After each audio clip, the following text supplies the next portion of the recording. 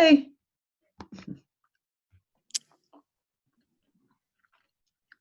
In terms that us brain injury survivors can understand, I'm Paige Spears of Choose Greater Health, and this is Victoria Day, and you can say your title. Okay.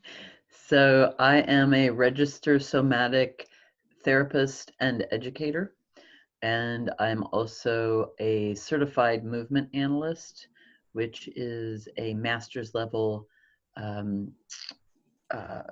certification in something called Laban movement analysis. And I've also am a licensed professional counselor in the state of Missouri. So in terms that us brain injury survivors can understand, what does your initial evaluation look like? Oh, okay. So you want me to talk a little bit more about, let's see. So,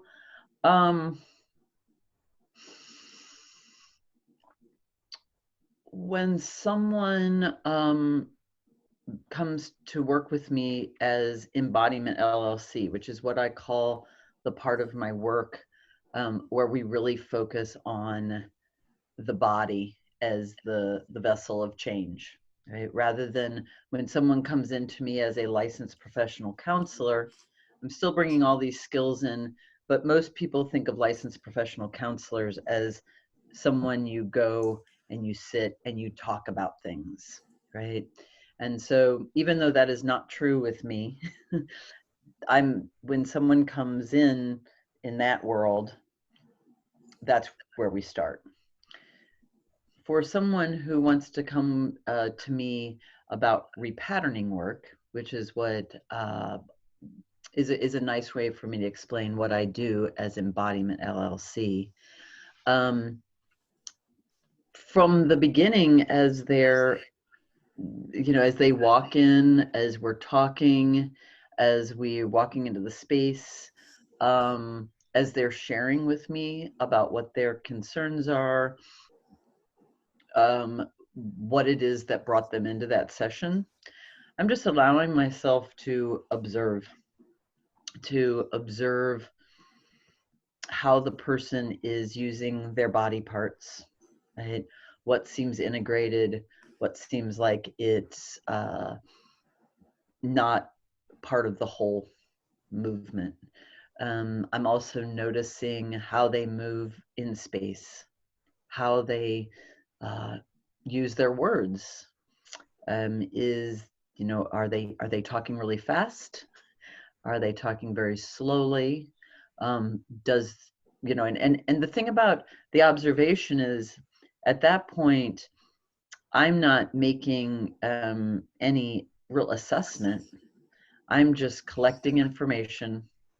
I'm noticing where there's strengths, where there's challenges. I'm noticing what capacities that person is already doing quite easily and may not even realize that they're doing them. And then also listening to them tell me because usually people don't come in to either of my professions and say, here's all my strengths, right? Most people come in and they say, here's the thing I can't do, or here's the thing that's causing me a challenge, or here's the thing that I feel like I'm not successful at, right? And so I'm looking in my very first assessment, when someone comes in, I'm looking for all the ways they're already bringing in a lot of skills, right? And then I'm also hearing the parts that feel like they're not as skilled as they'd like to be.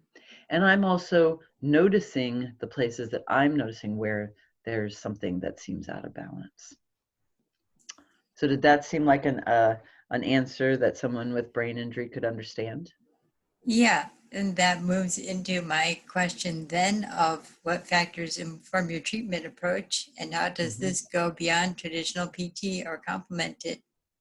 Right. So what I've discovered in my work, and this is actually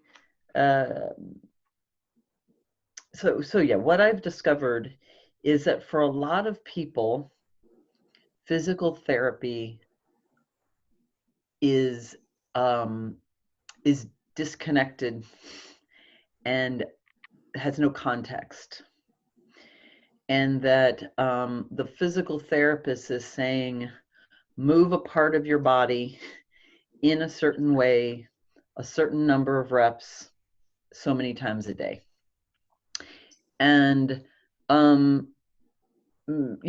it's there's a very small percentage of us that can maintain that sort of activity for the amount of time that PT takes, just simply because we've willed ourselves to do, right? It's like to say, I'm going to show up, 4 times a day and do these repetitions 20 times. You might be successful the first few days, but most humans, if they have no context, um, they're just, they're actions, right? And so an example is, I mean, if I say to somebody, raise your arm, lower it, raise your arm, lower it, right? A person can do it or not, right? I Just mean, how so, much can they raise or lower the arm? right, right. And that's, so the piece what my work brings in is, the PT is giving the client something valuable from their perspective. Most PTs, although this is not true with all PTs, I've worked with Rachel Wittenberger, who's an integrative PT here in Columbia, Missouri. And Rachel, similar to what I'm describing, the way I understand she works is, I mean, she's watching you as you walk in. She's looking at the way your whole body is working. She's checking in where you're breathing. And then the exercise she's giving you, although it may be focused on a part, she's looking at the way when you move, how that part moving is being affected by and affecting the whole body. So that's a PT who knows the integrative approach. Yeah, right. Um, so what I find that for somebody who comes in and they've been working with the PT, what my work can bring in is giving it context, because of my training in the Laban movement analysis, I look at people's movement from a developmental perspective. And that basically, I mean, the easiest way to explain that is that from the time we were conceived until we were, about 2 years old, we were going through these developmental milestones of movement that built on top of each other. There's a parallel, I'll do it this way since I'm looking at the camera, right? So if like this is that pattern of how you're moving, your brain is also developing. And the truth is, your brain develops because of how you move, which allows your brain to develop, which allows you to move with more complexity, right? So that's going on for that first, from, like I said, from birth or from conception, really, because you're already moving and starting to understand your body as a moving thing, even within the womb. So those patterns that were established in your early years don't go away. They're with us throughout our lives. And so what happens for somebody with a brain injury, I mean, it can happen. So let me clarify. So every human being has a situation where we lose connection with these patterns, right? And then we regain them, or we don't. But for someone with a brain injury, there's an even more a higher chance that that part of the brain that's been damaged is also is affecting how that person can move, and which of those patterns have been temporarily or compromised.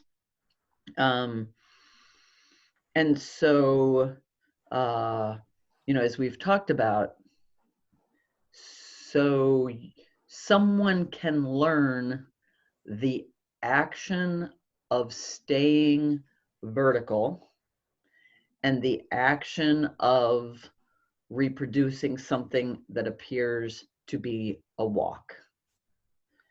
And yet there may be something that, like, when you observe it or when you yourself are doing it, like, there's a piece missing. Something's not quite as easy or as integrated as before the brain injury, right? And where my work comes in is actually helping the person not only explore those developmental patterns, but also explore, the way their thoughts are challenging them or getting in the way of them being able to slow down enough to explore the patterns, the earlier patterns. How the judgments in the head can then keep us in a pattern of movement that maybe after the brain injury doesn't work anymore, right? So that's where that my work really can be supportive of somebody in PT, because the PT is giving them the action, and they're giving them the movement of the bone and the muscle, and they're saying, move that arm upward. And then we're looking at the developmental patterns that support it. We're looking at the thoughts, the way you think, how that supports it. We're looking at the breath, how that supports it. We're looking at the person's not just looking, we're exploring in movement, the relationship with the person's, whether their muscles are actually trusting that earth is going to support them. And then that's a very different thing of how to notice, is raising my arm, where does it become challenging, right? Yeah. So do I feel like I hit all the points there? Yeah, and that also relates to what are there common physical issues that you can see your work helping? Right. So I think that one of the challenges of the work that I offer is that it's valuable for every single human. Because it's an opportunity, because a basic premise is in my work is that movement is about change, and life is about change, and how we as humans negotiate change is by creating patterns. And if we keep doing a pattern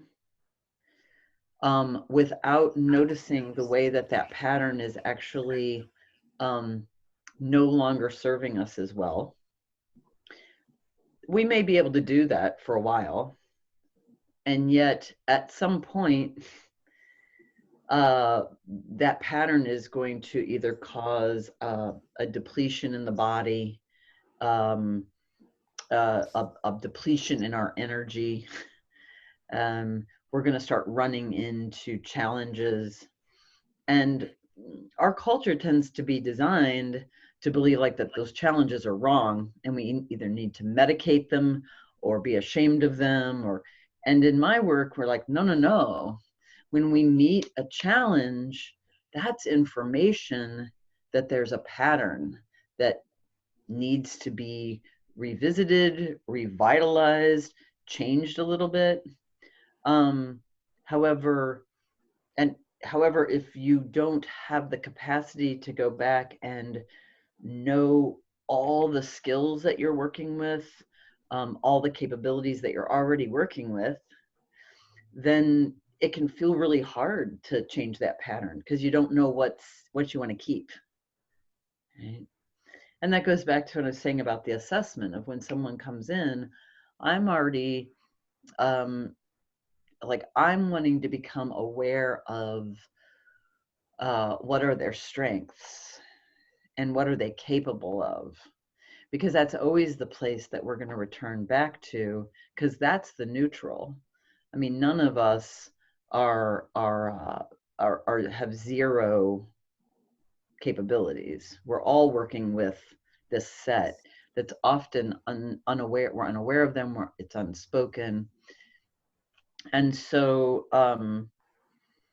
regardless, I mean, if someone has a physical condition that they are feeling uncomfortable about and it feels out of balance, um, there is something there to look at, to explore, to repattern.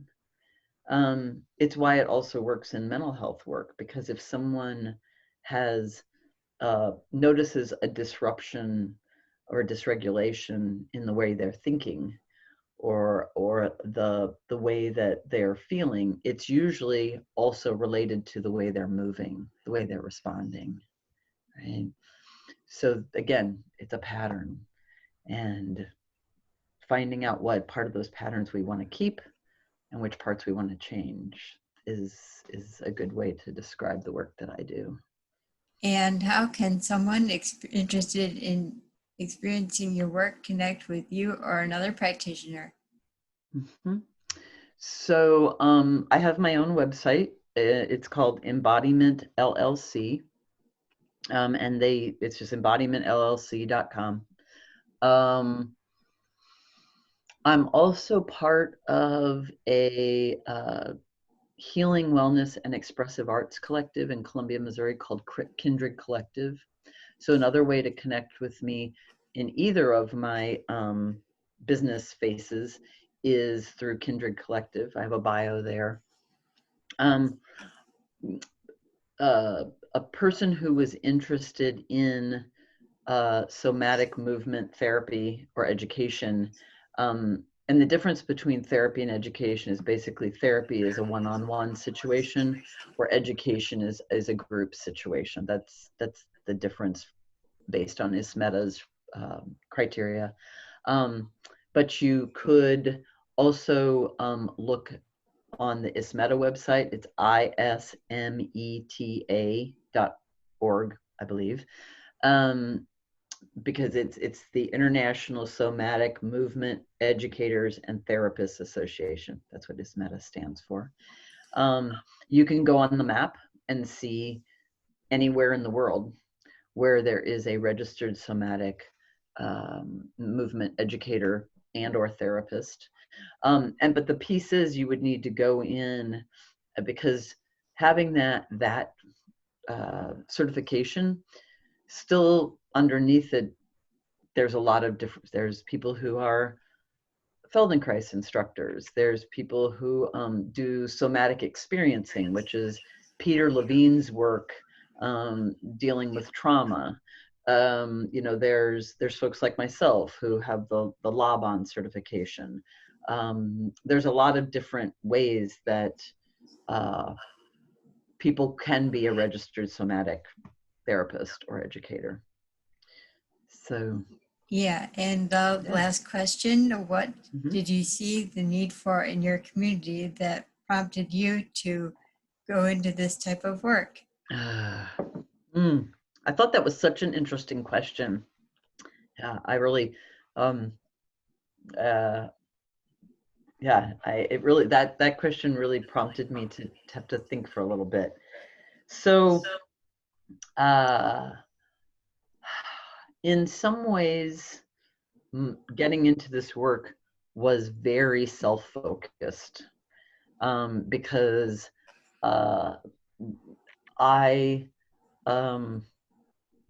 discovered that movement was healing for me. That I could shift my mood states, and I could shift my physical state by dancing, by moving, by rolling around on the floor, by wiggling, whatever. And then I reached a point where I started hurting myself because the ways I was trying to move to do these things I was actually starting to cause damage. I dislocated a shoulder. I dislocated my pelvis. I had a traumatic brain injury. I broke my leg. Uh, I went through a period of really being like, okay, you know, I need movement to be able to feel better, but every time I move, I'm hurting myself. And so that's what took me on the path of doing the Laban movement analysis, because I didn't just want to know a specific thing, like a specific modality. I really wanted to know, how does movement heal, and how can you use movement to heal even within your physical limitations, right? Um, so that's my story. But what I started noticing as I was doing my training is just the number of people around me who were repeating patterns of movement, thought, interaction that was not healing to themselves, not really supportive to themselves. And this is where the idea, the tagline for my work is live life more fully. And because I noticed that there was so much capacity for people to really to be more harmonious, to live more integrated. And so that's what I see in the community. And uh, I think it's also like that, because of my own work, I've come to realize that most humans, most adults, I shouldn't say most humans, because I think this might be more of a Western culture thing, but this idea that, something is wrong, and if it's not fixed quickly, then like that's a crisis. And by shifting, I mean, I had that was my own, philosophy. That's what I grew up with. But having the realization that getting this piece, that it was like something, like things were happening and happening and happening that resulted in this crisis, and that to change it is going to involve something, right? And I think that's one of the challenges that I see, that I saw for myself. No, I'm going to go back. That was one of the challenges, and also one of the things that I learned from my brain injury. A brain injury is not like a chronic illness. Like, I have an autoimmune condition I've dealt with. I had a pregnancy that was very near death. But in both those cases, it was, right? A brain injury is like, boom. And so this is very dramatic change, right? But the thing is that the injury, the brain that gets injured, is in a body and a human and a set of patterns that we're already dealing with, these other little things that are picking, that are these patterns that maybe aren't as supportive, but we just aren't noticing. And the brain injury is like, you cannot not see it. Like for me, my pattern of being type A and being on everything and controlling everything and fast and right? Like when I had my brain injury, when I would try to do that, I would throw up. I would get vertigo, right? And so I had to learn to slow down. Unfortunately, what happened, and I think what happens to a lot of people with brain injury, is because the old pattern was the way we defined success and accomplishment, right? And it gave us a feeling of satisfaction.